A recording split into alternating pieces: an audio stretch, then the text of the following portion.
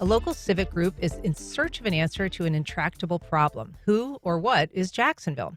The search for identity is being led by the Jacksonville Civic Council, and here to discuss it is Will Ketchum, the group's research committee co-chair. Good morning, Will. Good morning, Ann. We're also joined by Dennis Whittle, the Civic Council's president and CEO. Dennis, good morning. Good morning, Ann. So a distinct question, as we said, has sort of eluded the city of Jacksonville, and that is, claiming an identity. The city has had a couple of monikers that it perhaps doesn't want to claim. It's been called a city of renderings. It's been known as the murder capital. Neither of those particularly marketable. Tell us what is behind this campaign that the Civic Council is doing. Well, and the Civic Council is devoted to helping Jacksonville realize its potential and become a world-class destination of choice for businesses, for families and individuals, and for graduates. And that means not only newcomers, but most importantly, residents of Jacksonville. And we're growing like crazy. Over 30,000 people have moved here in the last 2 years. I think that's close to 50 people a day have been moving here. So we're growing very rapidly.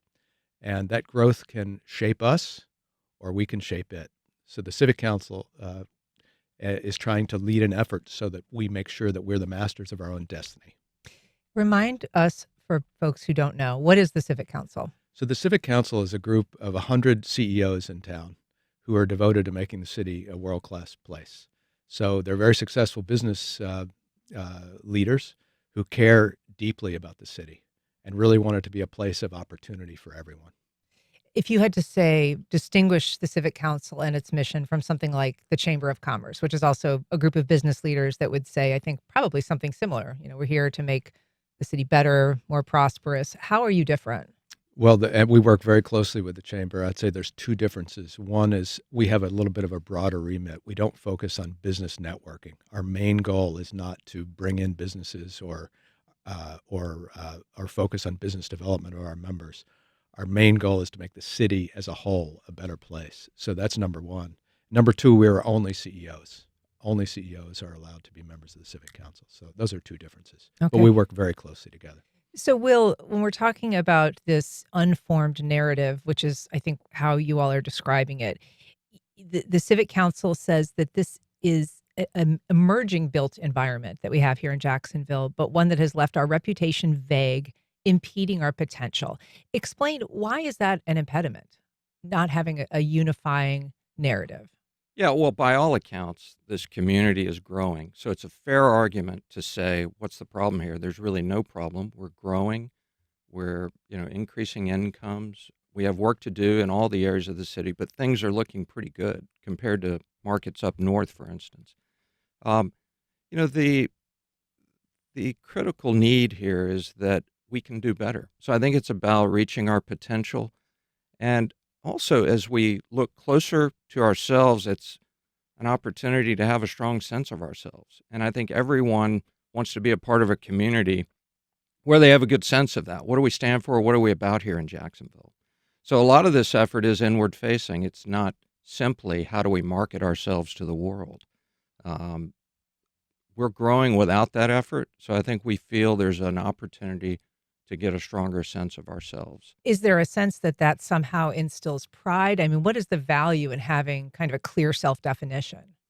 Yeah, I think that pride, engagement, investment in your community comes from a strong sense of this is what we're about and this is what we stand for. Importantly, we also think that if we can define our DNA, which is way upstream of any sort of slogan or branding, we can define what we're about, what drives us, what we value, that could also shape how we build and develop our community. Our built environment historically has not matched the beauty and power of our natural environment. So this process is also about that because we know that cities build identity not only around a shared narrative or a perpetuated narrative, but also their built environment, their natural environment, and also just sort of owned distinctions that carry on.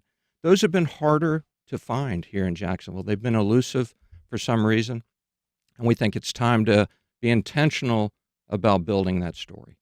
And so you bring up, maybe some contradictions, and you're putting it nicely, in terms of the built environment perhaps not being necessarily in line with sort of the beauty of the natural environment. And I think that that points up one disparity in the city, which is sort of this sprawl versus natural preserved beauty, because there are some extraordinarily beautiful natural places in Jacksonville. And then there's a lot of, kind of unappealing stretches that have been heavily built and perhaps without a lot of regard for aesthetics or the natural environment. Right. The city has a lot of contradictions. Um, and that is really just one of them. But I wonder if there is some thread of a narrative in that very fact. Uh, the through lines are difficult to find if we go all the way back to 1822. So it's a fair point. Our story has had fits and starts. It has meandered. It's been interrupted by things that couldn't sustain themselves. For instance, our winter tourism in the late 1800s, the railroads took it south. The Great Fire really changed the fabric, was also a hugely significant event and spawned a real golden age for Jacksonville in terms of urban planning. Mhm. Then the war, depression came and sort of interrupted progress. We came back together in mid-century and never quite achieved a connected sense of urban planning and therefore building that narrative. So it's a story that has meandered all the way back to being named for a public figure who really had no connection to this region.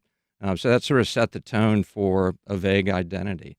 And we have to be authentic in how we approach this. So we're not going to invent something about Jacksonville. We believe the answer is already there. We just got to bring it to the surface. And that's what this process is about. And we want to hear from the residents of this community because it's their city. So. If you're just joining us, we are talking about Jacksonville's identity or lack thereof. If you have an idea about how this city is or should be defined, we'd love to hear from you. Give us a call on air at 904-549-2937 or go to firstcoastconnect.org and submit comments or find all the ways that you can connect with us. To your point, Will, we have an email from Sondi, and she says we should rename Jacksonville to Jax, if not officially, than in all advertising and public presentations. It's unique, easier, more modern, and catchy. And perhaps for some, Will would sort of address the fact that the moniker is for someone that not only never came to Jacksonville, Andrew Jackson, but also is a highly divisive figure in terms of his legacy of, racial abuses. Yeah, so the JAX idea to your emailer is a good one. I don't know that we would recommend changing the name of the city, but you can already see that JAX finds its way into, all the ways that we market this place and talk about it locally, including, our airport monogram, right? Yeah. JAX. So these are elements of branding today that ask us to be more concise with how we present things, and JAX is a good idea. Again, we're not here to say, let's change the name of the city. That's behind us. We're looking forward. There are folks who have said, boy, we should have named ourselves St. John's or Mayport, and maybe those names would be more... Or even stuck with Calford, right? Yeah. Those are names that probably would be more suggestive of our amazing natural assets. Mm-hmm. But that's water under the bridge. So we're moving forward, and I appreciate that comment, but that's probably not in our purview to talk about renaming the city. Yeah. So Dennis, what is in your purview? We mentioned that there's a survey. We have a link to it on our website. You all have it on your website. What is the strategy behind doing a community survey? How have you approached formulating the questions? So you asked about the differences in the city and the contradictions. I think that's the source of great richness for the city. It's a city of mosaics.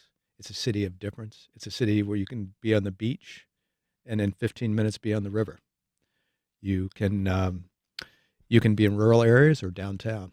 So I think our challenge and the opportunity is really to forge an identity for ourselves, not make it up, as Will said, but forge it from the ingredients we have. And Ann, I moved here about 7 years ago, and somebody told me, Dennis, this is a town with low self-esteem. And I looked around and I said, this city has amazing ingredients. And to me, it felt like going into a restaurant where there's amazing ingredients in the cupboards and in the fridge. And what we need to do is bring all those ingredients together and make a great meal with them. Hmm. So I think that that's the strategy here, is to make sure that we take stock of all the ingredients from all around the city, whether it be the beaches, from the beaches to Baldwin, and find a way to combine those together to forge an identity for ourselves. And so I'm going to steer you back to sort of like the nature of the questions or whatever research or science exists about how to create a survey like this. The questions that you ask people, why you're asking for community involvement. Well, one thing that we know is if you try to create a campaign from the top down, from 100 CEOs, you'll never capture the richness of the city or the lived reality of the city. And for great cities to thrive, everyone needs to have a sense of belonging, of identity, of community, and of pride. And so the key strategy here is to make sure everyone sees a little piece of themselves in the DNA that we forge for the city. It's very important. We've got a call from Eugene on the north side. Good morning, Eugene. Go ahead. Good morning to the staff and the host. I got a comment. I'm not a native of Jacksonville, but I've been here quite some time, probably 25 plus years. And there was a old statement that said, if you don't like what's going on here, you can leave and go back where you come from. So hopefully that's out of the spirit of the direction of this team. And secondly, I think we need to kind of focus on the change of leadership. We need to bring our youth in, and some of the pillars and people that's been in charge and running things forever need to kind of step back and be more a mentor to those folks. But in order for the city to grow and be all that it can be, I think we need to change leadership. And I'll take your comments off the air.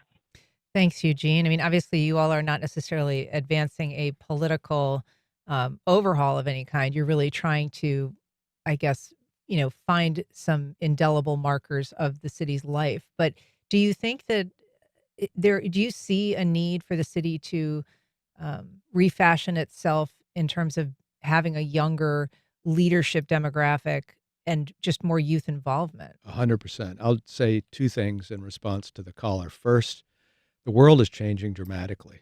And if you, Ann, or me, or Will thinks we know what the city should be like in 20 years, we're crazy. We really have to look to the youth to figure out, A, what's happening in the world, and B, what kind of city do they want to live in? And I think many of us want our kids to either stay here or at least come back after a couple of years away. And if we fashion the city in a way that pleases us, that's not going to be a city that they come to. The second thing I'll say is we need to change I'm very unhappy to hear what the caller said about if you don't like it, leave. We need to create a situation where if you don't like it, let's make it different. Let's improve it.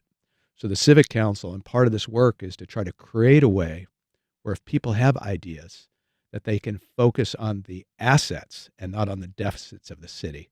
And we see our job as helping them make those ideas a reality, or at least creating the situation where they have the opportunity to turn good ideas into not just renderings, but reality on the ground. Sure. Did you want to add to that, Will? Well, I'll add that we had some focus groups this fall, and our young people were fantastic. And we heard them, and they had great comments. They love it here. They have some agitation about, can we be better? How can we be better? But they're all in, and we've got to nurture that. And I would also say that this survey, we'd love to talk about, we need more younger people to take it. So if those listeners who might know young adults or even high school kids, please share that survey with them, because we want to hear from the young people. I want to ask you about a lack of identity versus like a really firm identity and, the benefits of and pitfalls of both. I mean, you think about a city like Detroit, which has a very strong reputation for Motown, but also for, a enormous failing of its central economy, right? And that is attached to Detroit in a really sticky way. There's places like Las Vegas or Orlando that are just almost so defined by the one chief feature that you almost can't break through. If there's like an arts or a culture, that it's Disney, right? Or it's casinos. You kind of can't escape. Is it better to have no identity or to have an unformed identity than to have a really fixed identity that is less flexible? I, I think that there is an alternative. First, Detroit has had an incredible renaissance. And if you haven't been to Detroit, if any of our listeners or viewers haven't been to Detroit recently, it's incredible. The city was founded on the automotive industry, which collapsed, and the city collapsed, and now it's back. It's very vibrant. Before we went on air, and we were talking about Washington, D.C., which went through the same renaissance. So cities can go through a renaissance after going down. Some cities will have a single identity around one thing. Jacksonville will not have that. I just got back from New York, where New York has many boroughs with many very distinct flavors. Even within the boroughs, there's distinct flavors. So I think we need to push towards something like that for Jacksonville, where different neighborhoods have very distinct characters, and people feel like they're from Murray Hill or from the North Side or from the beaches, but they also feel like they're from Jacksonville. And some cities have achieved that. I think we need to push in that direction. Will, what do you think about that? Yeah, absolutely. One of the things we're hearing from our respondents out in the community is they relate to our expansive geography and our diverse and varied waterways, and that's what's given rise to all these different neighborhoods. So there's something interesting there that we want to build on, that sort of diversity of neighborhoods. So agree wholeheartedly. We use the sort of softball examples of Charleston and New Orleans as places that have strong identities. You can just say the word and you have a picture in your mind. I think we'd like to be at least halfway there. But yes, you don't want to be infamous for the wrong thing. But we have work to do, and we think there's a story here that is equally compelling to those places. And we have now the benefit of time to sort of bring it along together as a community. We've got a call from Linda in Orange Park. Good morning, Linda. Go ahead. How are you? Wonderful. I am a native of Jacksonville. I was born here. I will not live here. I live in Orange Park, but I think, and I've seen, all of these things, Bold New City and all of that stuff. But until there is an honest reckoning about the racist culture of the city, that it's not going to progress. Because I teach certification classes, and within an hour, I know who went to school in Jacksonville because they can't read. So that needs to be dealt with, because I'm all over the city. I teach classes all over the city. And when I head east to toward the beaches, and then I go back to the north side where I grew up, it looks like two distinct different places. And until everyone can participate, the city will not grow. Thanks, Linda. Dennis, your thoughts? One thing our members feel incredibly strongly about is that everybody in Jacksonville should have an equal opportunity for a good education, for health, and for employment. And so that is key to our strategy, and it's key to our values. We are making progress. And I'll first say, just to the caller, that we have to stare the past straight in the face, unflinchingly, and decide to do better. That is very, very important. And it's also important to focus on the future. And our school system this year was given a grade of A for the first time in many years. And I think we need to celebrate some of these incremental improvements. We have a long way to go in education and in health and in many other areas. But we are making progress, and we need to double down on that progress without denying the unfairness that still exists in parts of the city. We do have a couple related comments. Mike on Facebook saying Jack still has Confederate monuments, markers, et cetera, that Mayor Curry promised to be removed and Mayor Deegan hasn't finished. It's difficult to have a positive identity when we haven't confronted our past. Would the Civic Council be willing to advocate for a comprehensive process to review all the vestiges of white supremacy that still exist in Jack's? And I just want to add to that before you answer an email from Hudson saying we absolutely should rename the city. Jackson is an albatross. The most important feature of the city is the river. Maybe if she were our namesake, we'd take better care of her. Will. Well, I mentioned St. John's as a name and Mayport. I think that the cost to rename a city is so substantial, and I think there'd be opposing points of view that would make that a difficult process. So, Yeah. An email from Erica saying Jacksonville has a lot of natural beauty, a variety of artists, art, music, and more, and a bit of grit. We aren't perfectly polished on the outside. I've seen other cities like Austin, Texas, and Knoxville, Tennessee pull off this objective. That may be something to put a spotlight on. And so, are there cities that you are trying to emulate? Has a city successfully done what you're looking to do? Taken an unformed image and then collectively created sort of a shared narrative? Well, the caller mentioned Austin, Texas, and many of us grew up watching Austin City Limits on PBS, of course. Sure. And Austin is a city that 30 years ago was struggling. And this music series called Austin City Limits was key to improving people's sense of identity about the city, to taking the rough edges and turning them into smooth edges. And it also dramatically improved other people outside of Austin's ideas about the city. So I think WJCT should start something called the Duval County line and do the same for Duval County. Yeah, certainly Austin now known as the small city with a giant +1 guest list because of its music scene. And Yeah. there is a lot of music in this city. I want to ask you a little bit about food because, culinarily, a lot of cities lean on that for part of their identity. Some cities sort of have it in their, like New Orleans, there really is a cuisine that is attached culturally to the place. Other places have it more, imported or created from the ground up as they go. Jacksonville has a lot of, specific dishes that belong to this place. Mayport shrimp is one, certainly, but there's daddle peppers. There's foods that are associated with this place, like camel riders, or honey drippers. I mean, so there's sort of, elements of that. Is there enough strength to a culinary hook to kind of build part of that reputation on? well, we must nurture that. There's a lot of great things going on in the culinary community. Would say, conversely, that it's very difficult at this point to build a reputation, first and foremost, about being a culinary place. I think we can leverage it and we can nurture it and make it outstanding as it is, but it's hard to distinguish against some of the markets that are a little ahead of us there.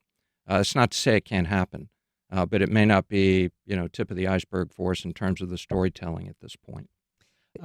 I will say, let me just jump in because I've lived and worked all over the world.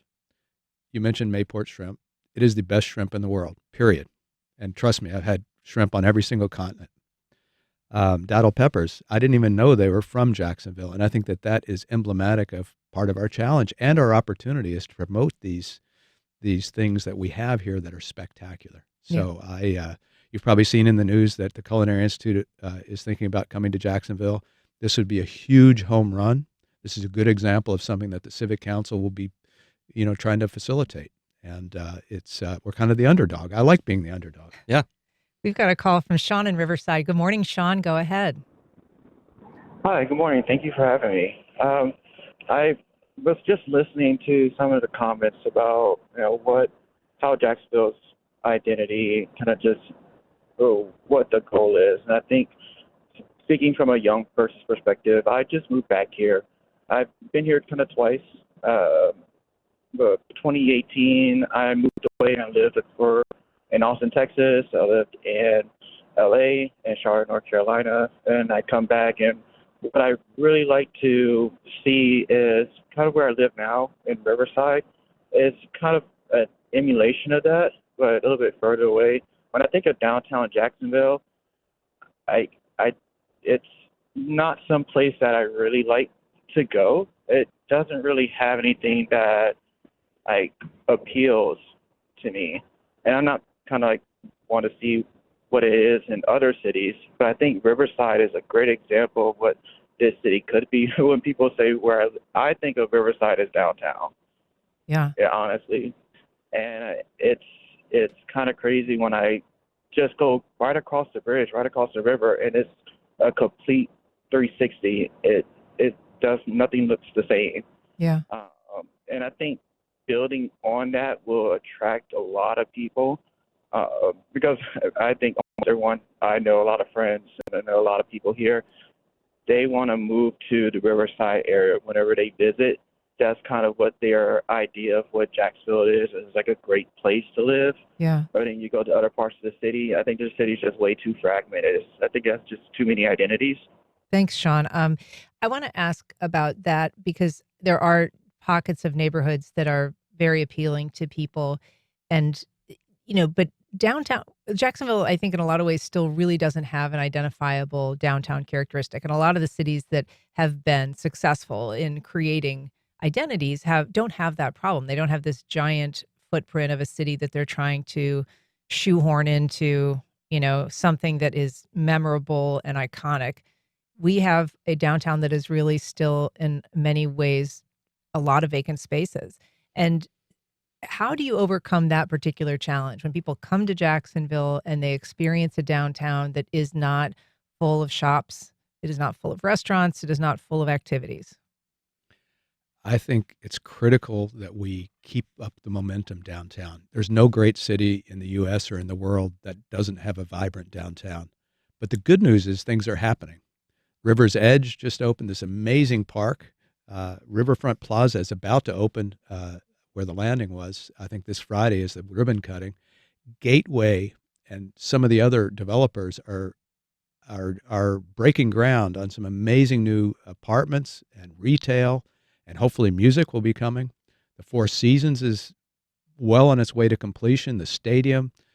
So there's lots of great things going on downtown. I live in Riverside, so I love Riverside, and I have 5 Points. I love being there, and I can see how that's developing. But we can't take our eye off downtown. It's critical. Cities grow out before they grow back in. And I think what you see is that's happening now. And if Sean can just be patient, I think downtown's coming. And I think people might snicker at that because we've been saying it a long time. But everything Dennis just mentioned is true. Consolidation was tricky for us. It was so many benefits, but yet it spread influence and resources far and wide. And so what suffered was downtown. But what you see is, again, a lot of investment and a lot of focus on making downtown vibrant. So we want it to be central to this story. It has to be. Yeah. Well, it is a fascinating endeavor that you all are undertaking. As we mentioned, we have a link to the survey on our website, and it's on the Jacksonville Civic Council website as well. We look forward to hearing back from you when you have some results. But thanks so much for being on here today. Will Ketchum, Dennis Whittle, thank you so much. Thank you so much for Thank having you. us.